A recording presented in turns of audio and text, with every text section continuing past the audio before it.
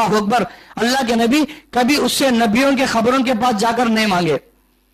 अल्लाह के नबी, उनसे पहले के नबियां भी थे ना दुनिया में, इब्राहिम अलैहिस्सलाम की खबर भी थी दुनिया में, लूत अलैहिस्सलाम की खबर भी थी दुनिया में, ईसा अलैहिस्सलाम की खबर भी थी फलस्तीन में, मस्जिद अक्सा उधर के तरफ, पूरे नबियों की खबर है।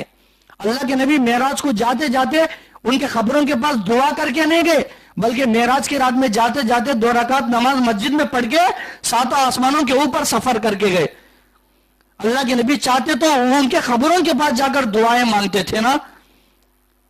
ताइफ में मुझे सताती ही, मक्के में मुझे मारती ही, मेरे चाचा नुज मेरे जालिमा बनी, ये मुशरिका मेरे को लहू लहान करती ही, मेरे को दीन का काम करने देते नहीं, तुम्हें भी नबियां सो, मैं भी एक नबी सो, बोल को कभी एक नबी वो मरे हुए नबियों के पास जाकर खबर करने नहीं मांगे।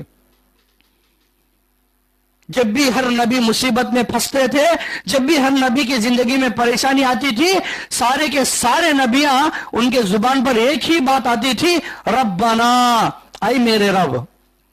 अल्लाह अकबर। क्या बोलते थे जुबान से? रब्बना, आई मेरे रब। आदम और हवा जन्नत में नाफरमानी हुई, रब्बना ज़लमना, आई हमारे रब, मैं मेरी बीवी तेरी नाफरमानी कर डाले, तुम मेरी तौबा को कबूल कर ले।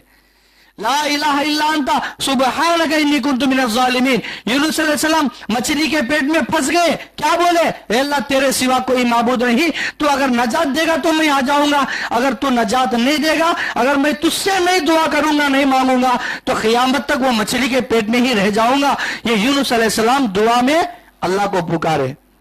अय्यूब अलैहिस्सलाम 18 साल बीमार की हालत में खाट में पड़े थे, उनके जिस्म में कीड़े पड़कर नीचे झड़ते थे। अय्यूब अलैहिस्सलाम किसको पुकारे?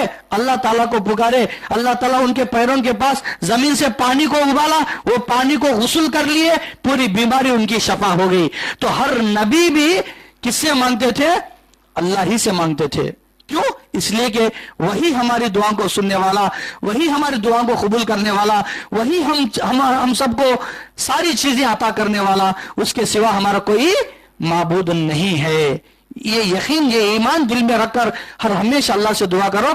अल्लाह के सिवा कहां भी जागो दुआएं भटकने के काम, शिरिक के काम, गुमराह के काम हरगिज करो न को। ऐसा करे बोले तो आखिरत में जरूर नुकसान उठाएंगे।